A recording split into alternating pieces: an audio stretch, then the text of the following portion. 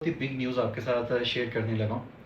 तो यहाँ पे हमने अपने ग्रुप के अंदर भी अनाउंस किया है, तो आपको दिखाता हूँ। टेलीग्राम इज़ नाउ अनबैन इन पाकिस्तान। ठीक है, मतलब कि अब आपको प्रॉक्सी की ज़रूरत नहीं है और आपका टेलीग्राम जो है वर्क करेगा। अभी रिसेंटली इसको अनाउंस किया गया, तो अभी मैं आपको दिखा भी देता हूँ। यहाँ पे आप आएँ तो यहाँ पे ये प्रॉक्सी मैंने ऑफ़ की हुई है। यहाँ पे आपको नज़र आ रहा होगा, ये प्रॉक्सी ऑफ़ है।